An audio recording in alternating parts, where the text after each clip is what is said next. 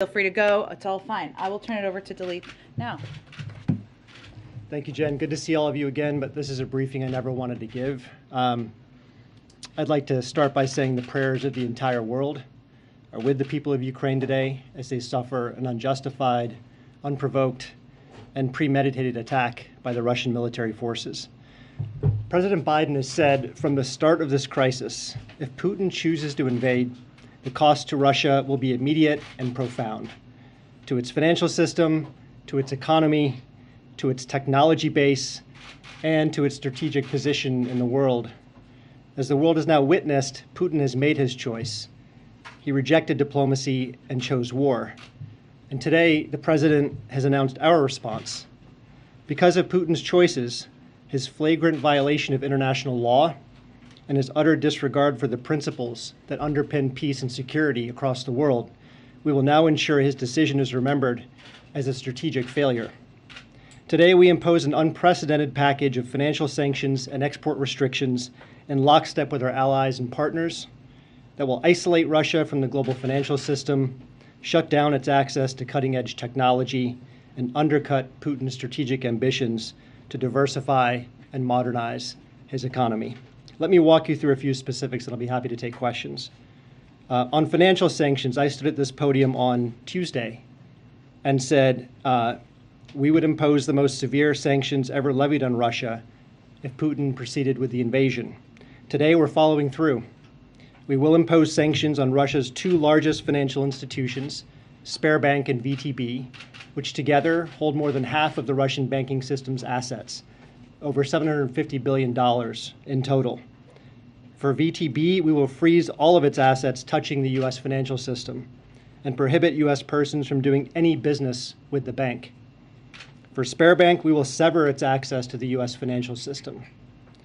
We'll also freeze the assets of and prohibit any business dealings with 3 additional Russian banks with combined assets of over $70 billion. We'll also restrict U.S. investors from providing debt or equity financing for 13 of the most critical Russian state-owned enterprises, which combined have estimated assets nearing $1.5 trillion.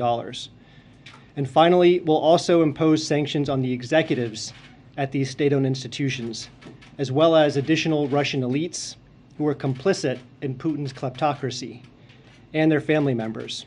Those who've shared in the Kremlin's corrupt gains and stored their wealth in yachts and luxury condos and fancy cars will now share in the pain of these measures.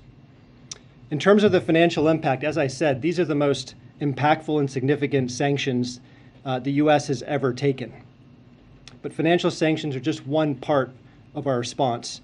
We're also unveiling today an expansive and unprecedented set of export restrictions developed in historically close coordination with the European Union, Australia, Japan, Canada, New Zealand, the United Kingdom, and Taiwan. These new measures include sweeping restrictions on Russian military end users to impair Putin's military capabilities, and will also deny exports across Russia to sensitive cutting-edge technology, primarily targeting Russia's defense, aerospace, and maritime sectors. In total, the United States and our partners will effectively be cutting off more than half of all high-tech imports going into Russia. This includes curbing Russia's access to advanced semiconductors and other foundational technologies that Russia needs to diversify and modernize its economy. Working in tandem, these financial sanctions and the export controls will undercut Putin's aspirations to project power on the world stage. And those impacts intensified dramatically just today. The Russian stock market plunged over 30% at one point before being halted by local regulators. Russia's currency, the ruble, weakened to its weakest value on record against the dollar before the central bank intervened. And the price the market is charging the Russian government to borrow is now above 15%. These impacts over time will translate into higher inflation, higher interest rates, lower purchasing power, lower investment, lower productive capacity, lower growth, and lower living standards in Russia. To be clear, this is not the outcome we wanted. It's both a tragedy for the people of Ukraine and a very raw deal for the Russian people. But Putin's war of choice has required that we do what we said. and to ensure this will be a strategic failure. Finally, let me just say a few words about the impact of Russia's choices on the U.S. We've intentionally scoped our sanctions to deliver severe impact on the Russian economy while minimizing the cost to the U.S. as well as our allies and partners. To be clear, our sanctions are not designed to cause any disruption to the current flow of energy from Russia to the world. We've carved out energy payments on a time-bound basis to allow for an orderly transition of these flows away from sanctioned institutions, and we provided other licenses to provide for an orderly wind down of business. Let me just stop there and take your questions. I just had a real quick question. You said it would take some time before it affects the economy and inflation. What's the timetable? How long do you think it will take until you have demonstrable results? Well, look, these are costs that build over time. And as I mentioned, I think last Friday, any leader, whether you're an autocrat or a small d Democrat, has to pay attention to the living standards of your country. And already we're seeing the effects of these measures and the signaling that we provided over the last 3 months. Before these sanctions were implemented, inflation in Russia was 8.7%. The government's borrowing costs had spiked above 10%. The ruble had lost almost 15% of its value. And today, those costs escalated dramatically. Now, it's going to be up to President Putin to decide, ultimately, how much cost he's willing to bear. But what we control is to make sure this will be a strategic failure, not just because of the sanctions, but also because of the export controls, because of Europe's accelerated diversification away from Russia in terms of its energy supply, due to our fortification of NATO's eastern flank, and due to the renewed energy and unity and determination by the West to stand up for our values and advance our principles. But to confirm, you're in it for the long haul, right? You're until you see the results that you want. We understand that these costs will accumulate over time. You've just laid out all of the actions that the U.S. that our allies have taken at this point. As you understand, the questions, though, at this point are about the actions you have not yet chosen to take at this point, specifically the SWIFT system and sanctioning President Putin specifically himself.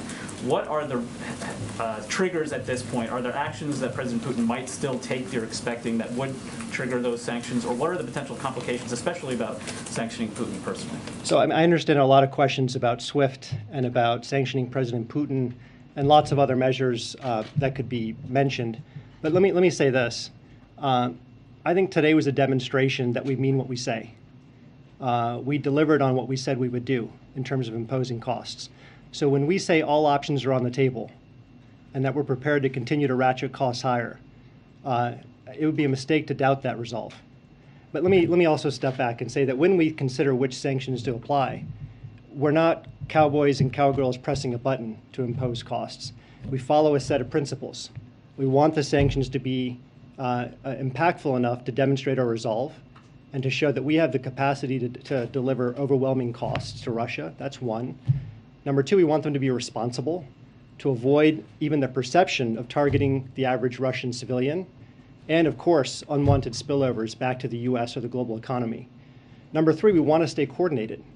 And so we calibrate our sanctions to maximize the chance that we move in lockstep with our allies and partners. Number four, they should be flexible so that we can escalate or de-escalate depending on facts on the ground. And lastly, as I mentioned before, they have to be sustainable. These sanctions work over the long term. That's what will guide our design. In light of the sanctions that were announced against individuals and entities in Belarus, can you tell us whether there are sanctions against any other countries that are being seriously considered at the moment? And what is the line that a nation would need to cross in this conflict for them to be on the receiving end of sanctions from the U.S.? Well, the Belarus measures were about delivering cost to a country that aided and abetted what we saw yesterday and overnight. But I have nothing else for you in terms of other countries being targeted. JJ. Oh, did you have a question? Oh, yeah, definitely. I know, I didn't mean, I was confusing the arms here. You want to go in the middle? No. Thank you, Delete. We'll come back to you. I wanted to ask you about some of the carve-outs. There are general licenses for more than a dozen areas, agriculture, energy, and you just said that the importance is to limit the impact on Americans. But I was hoping that you could say Is there a percentage that you can share of the number of exemptions that make up the overall transactions? So the general licenses, what percentage of the transactions are under those licenses?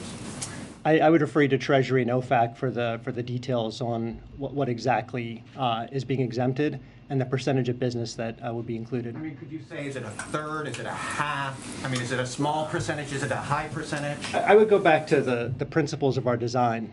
The measures themselves and the exemptions are balanced so that we can deliver overwhelming costs while not having unintended consequences. And so that's the principle. But as to the specifics, I'd refer you to Treasury. Wouldn't the oil be a large percentage? I mean, considering how important it is to Russia's bottom line? Well, look, where we have an asymmetric advantage is in foreign capital and cutting-edge technology.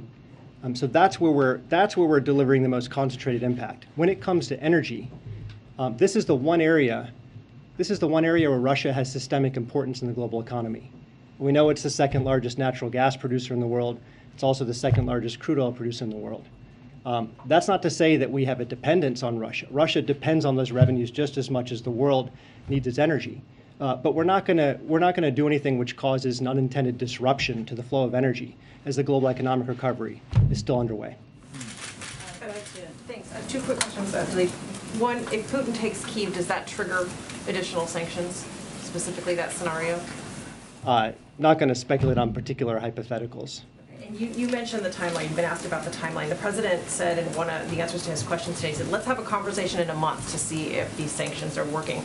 But my question is, what happens in the meantime? Russia is taking over parts of Ukraine, major parts of Ukraine, as we speak. So the world just sits back and watches that happen until these sanctions take effect. Look, we can't dictate Putin's actions. What we can do is what's within our control, and to make sure this is going to be a strategic failure for Russia. And so over the course of the next month, what you can expect is that we'll see an intensifying negative feedback loop in Russian markets. And I've described the elements of that. You'll see record capital outflows. You'll see a weaker currency. You'll see higher inflation. You'll see lower purchasing power. You'll see lower investment. And that negative feedback loop, the velocity of it, is going to be determined by Putin's own actions. And so that's what you should expect on the financial sanctions front. On export controls, what you can see is that over time, this is going to atrophy Russia's capacity to diversify outside of just oil and gas and to modernize the strategic sectors that Putin himself has said he wants to develop: aerospace, defense, IT, lasers, sensors. These sectors all depend on foundational technologies designed and produced by the West. You will begin to see a chilling effect take hold in Russia as those inputs are denied. Thank you. For weeks now, administration officials have repeatedly said, yourself included, that these sanctions are meant to deter and prevent Putin from moving forward, from acting. Can you help us understand why the president said today that no one expected the sanctions to prevent anything from happening? And then secondly, on a quick one on Putin sanctions, without talking about when you might trigger them, can you help us understand what harm they would do to him personally if you were to sanction Putin? Look, on your first question, we don't usually engage in hypotheticals up here at this podium, but let's play this out. Had we unleashed our entire package of financial sanctions preemptively, I think a couple of things might have happened. Number one, President Putin might have said, look, these people are not serious about diplomacy. They're not engaging in a good faith effort to promote peace. Instead, they're escalating. And that could provide a justification for him to escalate and invade. Secondly, he could look at it as a sunk cost. In other words, President Putin could think, I've already paid the price. Why don't I actually take what I paid for, which is Ukraine's freedom? So that's what we wanted to avoid. Look, ultimately, the goal of our sanctions is to make this a strategic failure for Russia. And let's define a little bit of what that means. Strategic success in the 21st century is not about a physical land grab of territory. That's what Putin has done. In this century, strategic power is increasingly measured and exercised by economic strength, by technological sophistication, and your story, who you are, what your values are. Can you attract ideas and talent and goodwill? And on each of those measures, this will be a failure for Russia. I keep asking you this same I'm sorry, I question. don't Simon, think, she's not done yet. Let Luigi finish. Go ahead. On President Putin. but is it fair to say no one expected the sanctions to prevent anything? You certainly expected that, right? Look, we signaled as clearly as we could what was coming if Russia proceeded with an invasion. You know, as I mentioned before, economic costs of this severity generally matter to any leader because of the effect it has on his people's living standards. In this case, Putin made the wrong choice. It's the same. How can you I keep asking you the same JJ's question. asking a question. How can Simon. you Go ahead, ensure JJ. that these One more on sanctions SWIFT, please. don't really affect The ordinary UK has been people in Russia? pressuring allies to still reject Russia from the SWIFT system. Can you say if the US is still intensely working to pressure allies to do the same? How intensely are you guys pursuing I can't that? comment on what the UK's position is. I'm not going to speak to that.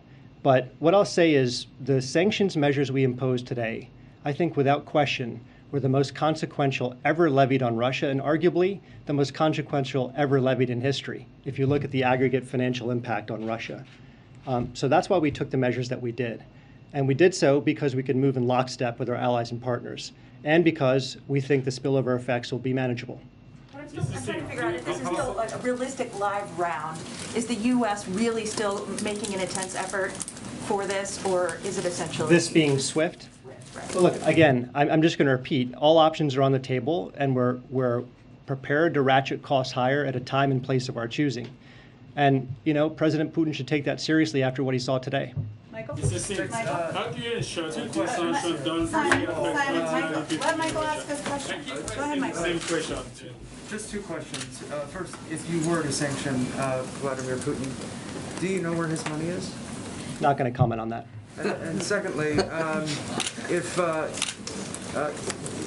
what is the message to Russia at this point on what it would take to roll back and relieve some of the sanctions that you put in place today? Look, the road to diplomacy is always open. Diplomacy is never dead. But in the current circumstance, in the immediate aftermath of an invasion, that option is not available. Right now, we're imposing severe consequences on Russia for its decisions. If there were to be a shift in Russia's strategic choices that upheld core principles of respecting your neighbor's borders, respecting your neighbor's sovereignty, allowing countries to have the freedom to set their own course and their own destiny, that would be a different situation, but that's not where we are. Tyler? You suggested that there's things that still remain on the table, but as you walked through the hypothetical scenarios of trying to keep diplomacy open, you said that they have now crossed the line. But if you're saying there's still more on the table, do you expect things to get worse in the coming days, that Russia will continue to move forward? Is that the intelligence? I know you guys have been quite transparent about the intelligence you have. Are you keeping things back because you think the situation is going to get worse? I think we've been transparent in to a remarkable degree. One aspect of that transparency is by saying we can't get into President Putin's head. And so your question requires me to speculate on how he's thinking about next steps, and I simply can't do that. But just in terms of U.S. intelligence and the way that you are planning out the different sanctions you have and keeping things on the table, is that a sense that it will get worse because you want to hold things back? Look, our job is to be prepared and manage risks, all manner of risks. And that's what we've been doing over the past 3 months as this crisis intensified. We'll continue doing that. Last one from Sure Steve. that Go these ahead. sanctions Just to follow don't up, affect follow ordinary up, people in Franco. Russia. The targeting the Russian energy industry is totally off the table. Is that what you're saying, Delete? What I'm saying is that our measures were not designed to disrupt in any way the current flow of energy from Russia to the world. Now, we have also said we are going to cut off Russia's access to cutting-edge technology. That technology can be used across many sectors. And so as it relates to Russia's long-term productive capacity, we are seeking to degrade that capacity, but nothing in the short term as it relates to energy. Thank you so much. Thank you for Thank you. joining Thank us. you, Jen. Appreciate Thank it. you. Okay, I know it's late, but we will get to as many people as possible. I just wanted to note a couple of things at the top for all of you. One, USAID put out an announcement that they've deployed a DART, or Disaster Assistance Response Team, to respond to humanitarian needs in Ukraine. This DART team, which is currently based in Poland, is working closely with European allies and partners who will be on the front lines of the response. The team will lead the U.S. government's humanitarian response to help address critical needs caused by Russia's invasion of Ukraine. The DART comprises 17 disaster experts from USAID who are assessing the situation, identifying priority needs to scale up assistance inside Ukraine, and working with partners to provide rapidly needed assistance to communities affected by the conflict. I know a number of you have also asked me, and we've tried to provide as much detail as possible about how the president has spent his time over the last period since last evening. I think we put out a few details, but just to reiterate for all of you, he closely monitored the events on the ground from both the Oval Office and then back in the residence over the course of last evening. We put out a few details last night, including the fact that he spoke repeatedly with his national security advisor, Jake Sullivan. He also spoke with his U.S. UN ambassador, Linda Thomas-Greenfield, before she gave that powerful speech at the UN last night. He received a briefing from Secretary Austin, Chairman Milley, Secretary Blinken, and his national security advisor around 11 p.m. approximately last evening as well. And as you know, he also spoke with President Zelensky. He continued to monitor closely into the wee hours last night. This morning, as you all know, he met for just about an hour with his national security team, which included both a full table in the room and full members from the cabinet, from the national security team on the screen. During that meeting, as is standard, he received an update from, of course, Defense, Intel, his diplomatic team about the status on the ground, and he has, of course, remained closely engaged with them through the course of the day. As you know, he also had a G7 meeting that lasted a couple of hours this morning, and he also spent an hour this afternoon on the phone with the leaders in Congress, Democratic and Republican leaders in Congress, briefing them on the situation on a secure call, briefing them on the situation on the ground, answering questions they had as well. So that has been his day to date, and he is continuing, of course, to focus on other priorities as president. But why don't we go to you, Zeke? Thanks, Jen. Just picking up on that, has the president made any additional foreign leader calls today? Has he spoken to President Zelensky since their call last evening? There's not been another call to President Zelensky. I expect, as you have seen over the past several days, he will continue to have calls with leaders. We will keep you abreast as those happen. And with the U.S. government saying that it believes that the Russian objective right now is to, quote, decapitate the Ukrainian government, does the U.S. believe that President Zelensky at this moment is safe? We're not going to get into security questions, but we are in touch with President Zelensky, and we are working to provide him a range of support. And President Zelensky, in addition to calling for the West to cut Russia off from SWIFT, also proposed or called for, demanded, I think was the word he used in a tweet, that the U.S. And its allies impose a no-fly zone over Ukraine.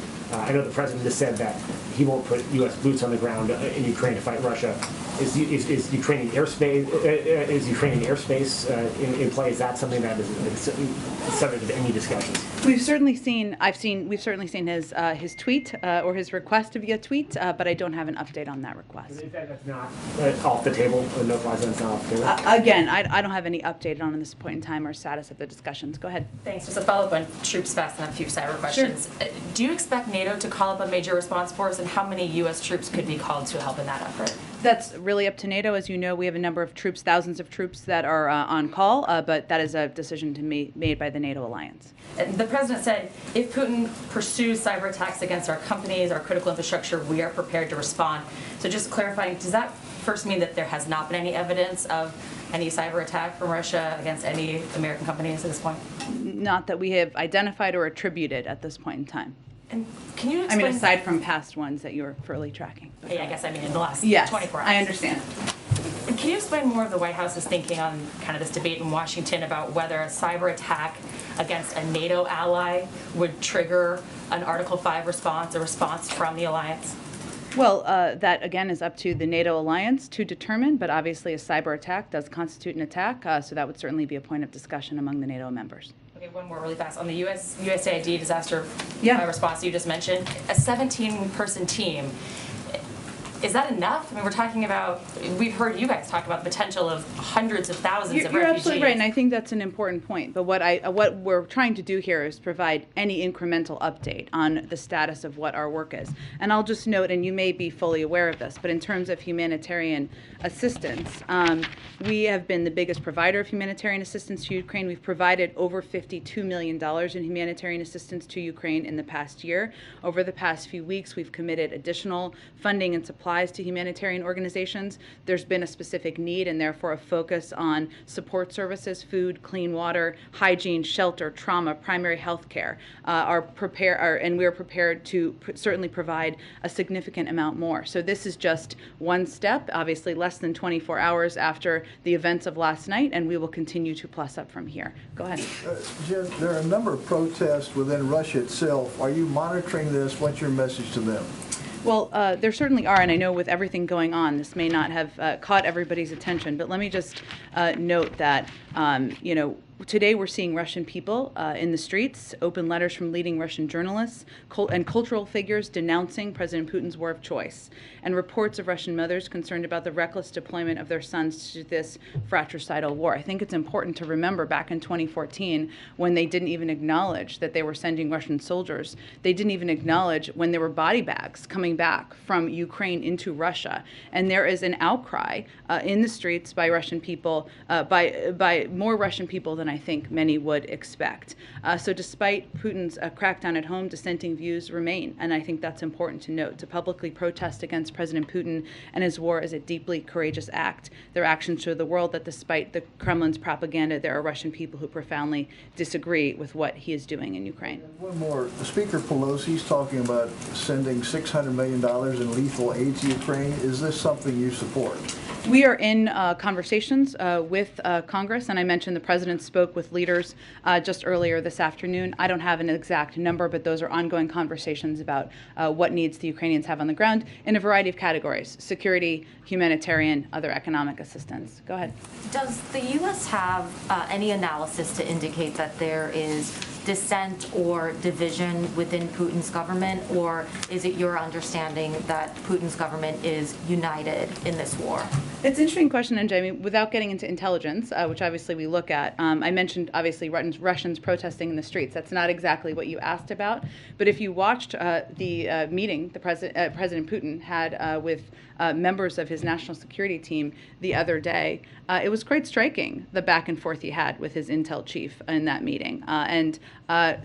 The analysis of that certainly can be done in an open source manner, given it was quite public, but I will leave outside analysis to give further assessment of that. And as you know, we are seeing Ukrainians start to flee the country. Yeah. Is the U.S. prepared to accept Ukrainian refugees? We are, but we certainly expect that most, if not the majority, will want to go to Europe in neighboring countries. So we are also working with European countries on what the needs are, where there is capacity. Poland, for example, where we are seeing an increasing flow of refugees over the last 24 hours, or flow of individuals, I should say, out of Ukraine, what their needs are, and we've been talking and engaging with Europeans about that for some time now. Well, part of what you're doing is to prepare for the United States to accept. The president is certainly prepared for that, but I would just note that because there are a number of European countries neighboring Ukraine who have expressed an openness to it, we would anticipate many of them would want to go to European countries. And just one more quick question.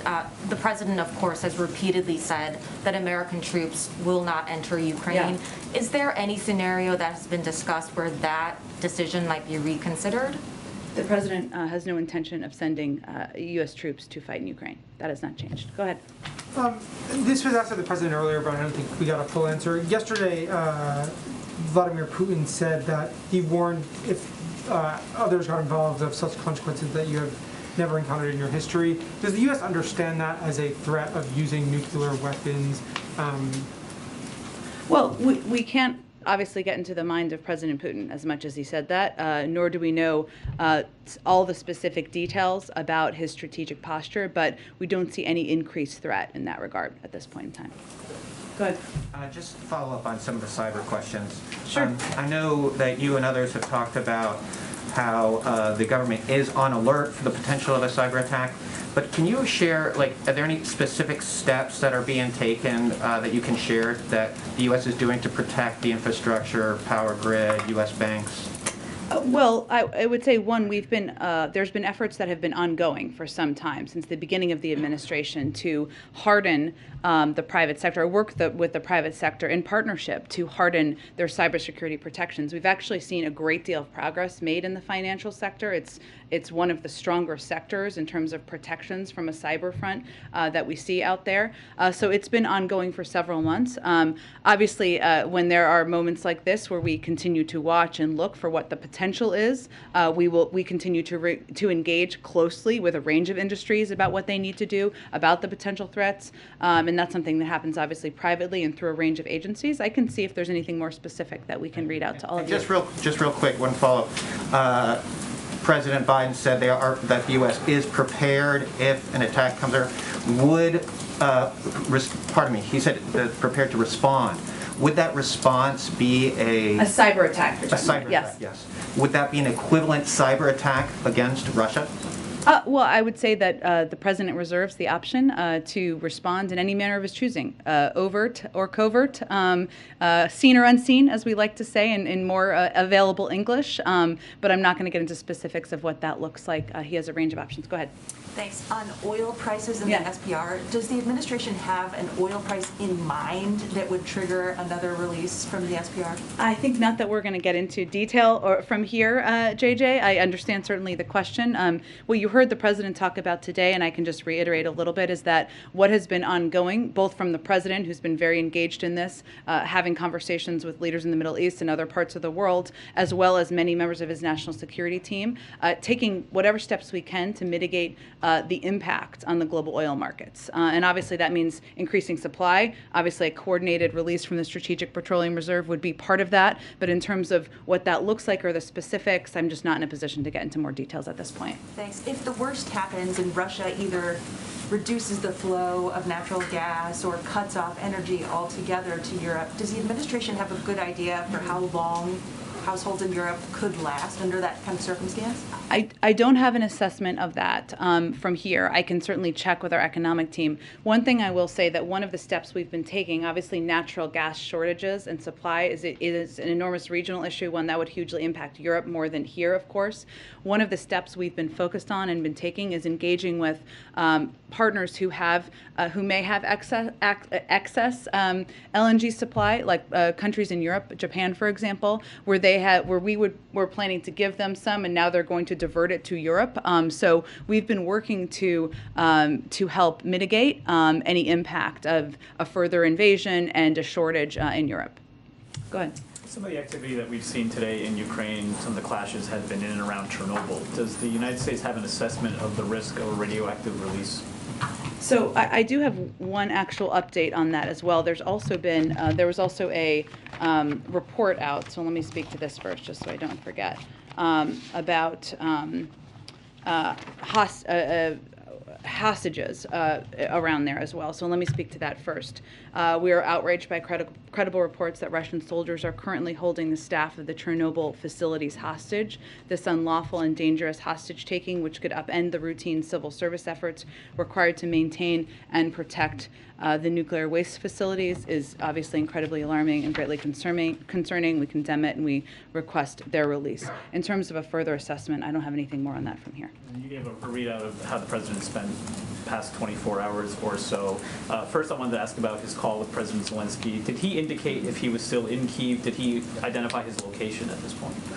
We are aware of where he is located, and we are in touch with him. I would say on that call, what they discussed is President Zelensky's request for the president to condemn the actions of President Putin and the Russians and to engage with other global leaders about it, and that's exactly what he's done. We've seen a number of statements today from former presidents, President Obama, President Bush, and also saw former President Trump on television talking about this. Has the president, you mentioned during the Afghanistan drone down, he had been in contact with his predecessors. Has he been in touch with any of his predecessors during this?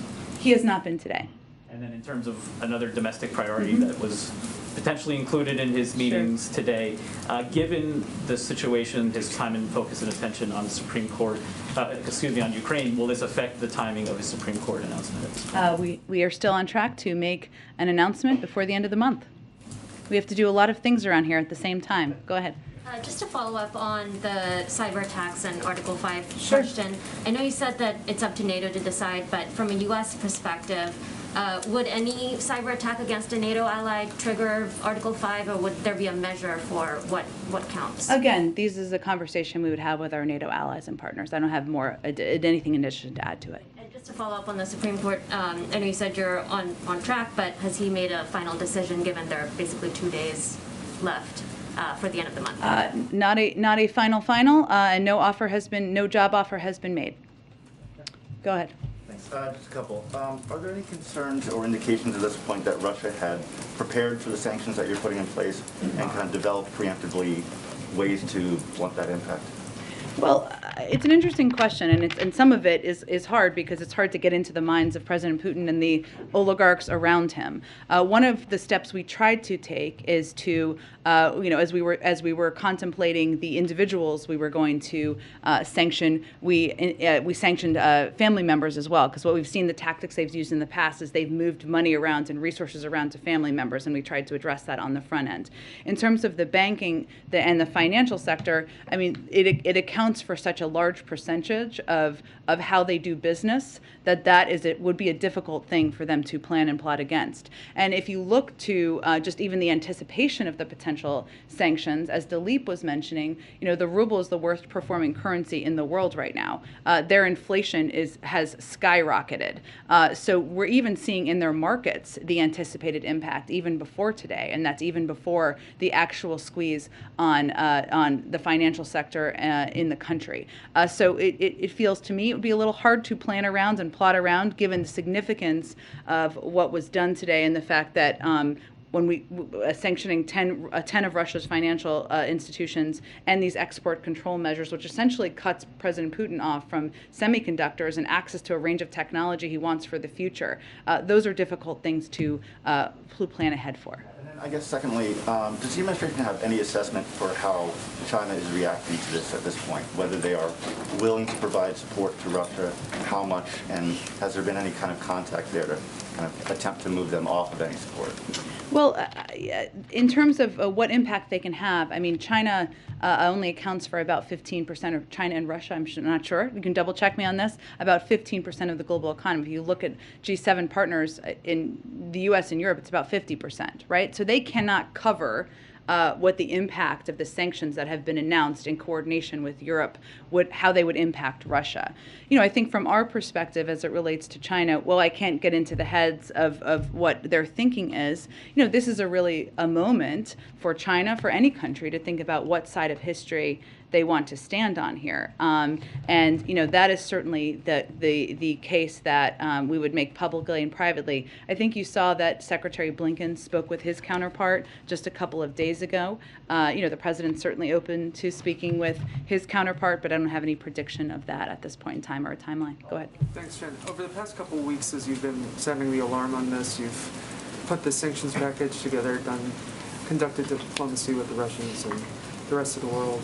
How did the Ukrainian government use that time, since they've been initially warned that this was a likelihood? Did they use that time wisely to prepare? Tell me more about what you mean exactly. Well, you're seeing reports from the streets in Russia, in Ukraine, of people being surprised. You had, obviously, local and national leadership in Ukraine telling people to stay calm, to go to work, even the day before the invasion began. So were they properly prepared, and was there more that they could have done in the lead-up? Look, I think it's not particularly constructive for us to give an assessment of that. What I can tell you is that our focus has been on providing up-to-date, what has turned out to be quite accurate and transparent information about what the President Putin was preparing to do, which was invade Ukraine. And we have been very clear with American citizens who are there. We have been clear with our European partners for months now, including Ukrainian leadership. So that has been what our focus has been. And we will remain a strong supporter and partner of President Zelensky in Ukraine moving forward. Go ahead. Thanks, Chad. Following up on the sanction question. Yeah. We have heard for weeks that these sanctions were at least in part a part of a strategy that was based on deterrence as well as prevention. Today, with the president's comment that no one expected the sanctions to prevent anything from happening, moving forward, do you expect this slate of sanctions to prevent any further advancement or aggression from Russia?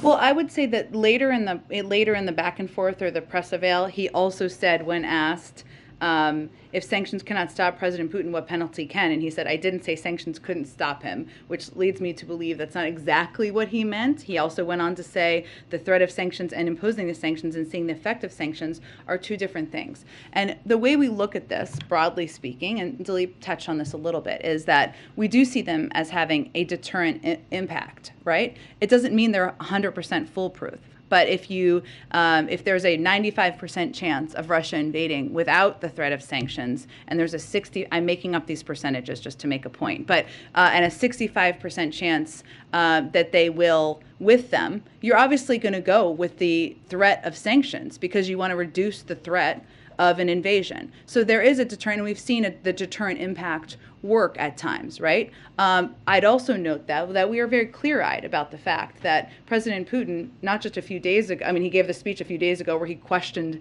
the legitimacy of Ukraine as a sovereign country. He's also talked about how the breakup of the Soviet Union was the worst thing that's happened, that's a paraphrase, in recent, in decades of history. So we are clear-eyed about his ambition, but what the other part of it that we are quite focused on is the consequences. And the way we see it is, as we've touched on a little bit, inflation skyrocketing, the ruble is the worst performing currency in the world. It was his decision to go to war. It's our choice to make him pay a price. Same with the global community. And we believe these consequences are also going to have an impact.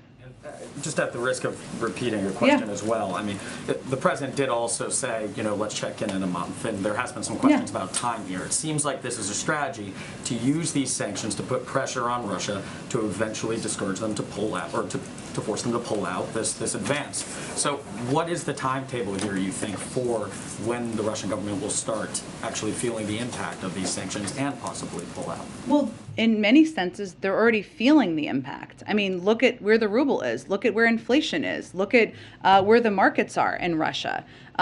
In terms of how Putin will feel the impact, we just sanctioned a range of oligarchs around him. We sanctioned 10 financial institutions. These are all significant, enormous steps that are going to have an impact on him. But in terms of the moment by moment, I can't give you an assessment of that. Just off topic, there's been a lot of questions about refugees in the region. For Ukrainians that are in the country, is the U.S., especially after yesterday, considering TPS or any sort of protection? Sure. As you know, that's a decision that would be made through an interagency process led by the Department of Homeland Security, and I don't have any prediction of that. I mean, I don't have any kind of prediction of that at this point in time. Obviously, these events are just unfolding as we speak. That process hasn't started, that conversation? I'm not going to give you any specifics on an internal process, but I would just say, again, it's an interagency process, and right now we're, of course, in the middle of an invasion and a war in Ukraine. Go ahead. Thanks, Jen. Earlier you had said you have to do a lot of things at the same time. One of those things, of course, is the State of the Union next week. Yes. Can you tell us how the president this week has been preparing for that, how much time he spent on this speech, and how he's juggling that with this very busy schedule that you laid out earlier tonight? Yeah, absolutely. So in addition to obviously being very closely engaged and leading the effort on the U.S. response to the Russian military invasion of Ukraine, the president has been working with speechwriters, working with members of his policy team to finalize details of his State of the Union, starting to do some read-throughs, not too many yet. I expect those will increase in the days ahead. I expect we won't have too much of a preview for you, maybe tomorrow, but maybe more likely this weekend. understand. He's also been engaging with his COVID team, talking about where we are in the state of the pandemic, what's next in the pandemic.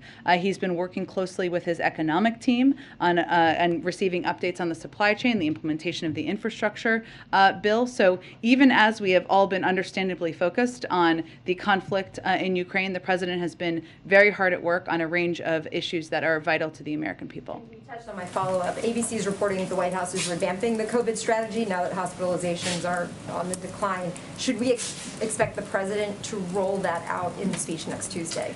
I don't have any preview for you on timeline or format, but the president has been working and engaged with his COVID team for some time now, and we're making strong progress on moving toward a time when COVID is no longer a crisis. The COVID team has been spending a lot of time and energy, including with the president, working with experts inside and outside government, local public health officials and governors, and this work is broader than one piece of guidance. How we look at it is we're preparing to stay ahead of the virus, protecting our most vulnerable, keeping our country open, and that is going to look at everything from the CDC's obviously reviewing mask guidance, but also how we're going to ensure that vaccines, boosters, tests, treatments, and other important components of our medicine cabinet are available to the American people. Go ahead.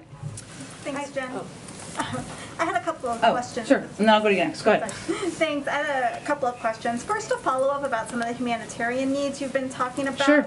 You've talked about how much money and supplies are going to be going, but how are you going to ensure that those supplies get to the Ukraine? Yeah. Is there going to be some sort of airdrop? And would the president consider putting U.S. boots on the ground for humanitarian needs to make sure they get to the people that need them? Well, we do have, fortunately or unfortunately, a fair amount of experience on providing humanitarian assistance in conflict zones, and we typically work, and USAID specifically has a great deal of experience with that, working with trusted third-party entities, obviously the government, which remains in power.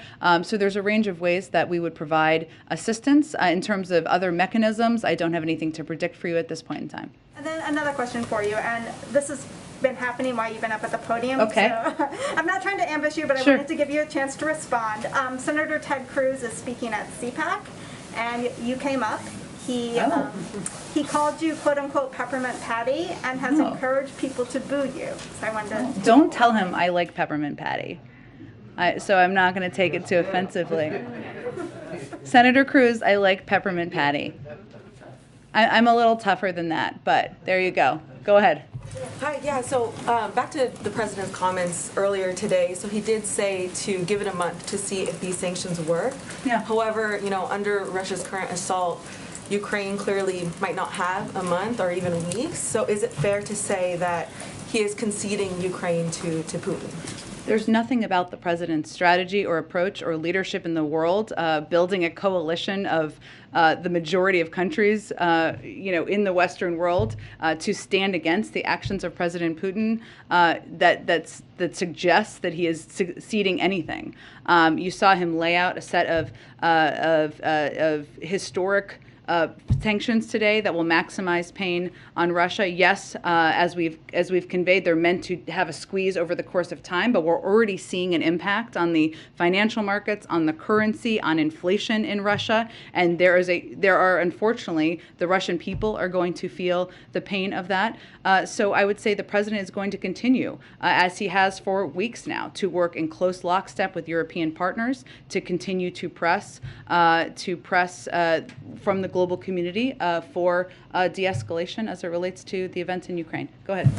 Thank you, Jen. If President Zelensky is in danger of being killed or captured and put on some sort of a show trial, would President Biden send U.S. troops in on a rescue mission to get him out? Again, we are in touch with President Zelensky, who is an important partner. We support him, he's the leader of Ukraine, the president of Ukraine, but I'm not going to get into security steps. Okay. There's this talk about a possible forecast for financial pain, particularly at the gas pump for Americans. The president said today the notion that this is going to last for a long time is highly unlikely. Would he try to ensure that by lifting some of the restrictions that he's put in place on the energy industry, or rethinking some projects like the Keystone Pipeline? Well, first of all, the Keystone Pipeline is not flowing, so I'm not sure how that would solve anything. There's also plenty of oil leases that are not being tapped into by oil companies, so you should talk to them about that and why. But what the president's talking about is we certainly understand, and he said this today, right? May have been in response to your question, I don't remember, but if there's an invasion of another country by a big country, there's going to be impacts on the markets, right? And we certainly anticipated that, and we anticipate that as it relates to the global oil market as well. So that's why the president for weeks now has been engaging with a range of big global suppliers, some in the Middle East, others, to see what we can do to ensure there's supply out there in the market to reduce the impact on the American people. And the U.S. is one of the Russian oil industry's best customers, hundreds of thousands of barrels per day. Would the president ever consider ordering U.S. companies to stop importing Russian oil?